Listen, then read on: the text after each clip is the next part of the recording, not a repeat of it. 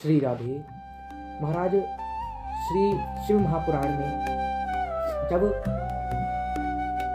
माता पार्वती और भगवान शंकर के विवाह का प्रसंग चल रहा था, उस समय माँ पार्वती का तपस्या में संलग्न रहना और शिवजी के द्वारा सप्तर्षियों को माता की परीक्षा के लिए भेजा जाना। उस समय जब सप्तर्षि माँ के पास उनकी परीक्षा के लिए आए,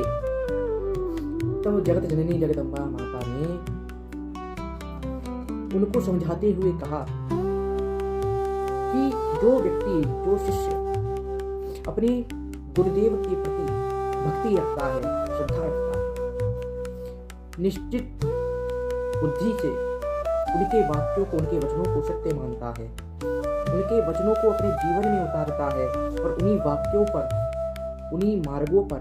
अग्रसर रहता है, सदैव अपने गुरुदेव की वंदना करता है, उनके प्रति श्रद्धा रखता है, भक्ति रखता है और जो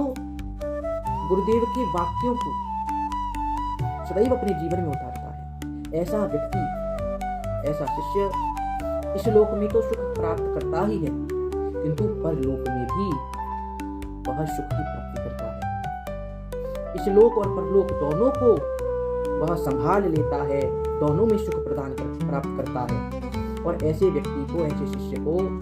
कभी भी दुख की प्राप्ति नहीं होती, दुख का अनुभव नहीं होता। इसी विषय में श्रीमद् भागवत महापुराण में भी कहा गया है कि जो चिंतामणि होती है वह लौकिक सुखों को प्रदान कर सकती है, इस संसारिक के सुखों को प्रदान कर सकती है, घोड़ा, बंगला, गाड़ी, पैसा इत्यादि। और जो सुरज्जु अर्थात कल्पवृक्ष है, देवलोक में जो कल्पवृक्ष है वह दैव्य संपत्ति को प्रदान कर सकता है, देवताओं की संपत्ति को प्रदान कर सकता है, किंतु गुरु के प्रसन्न हो जाने पर, गुरु की प्रीति हो जाने पर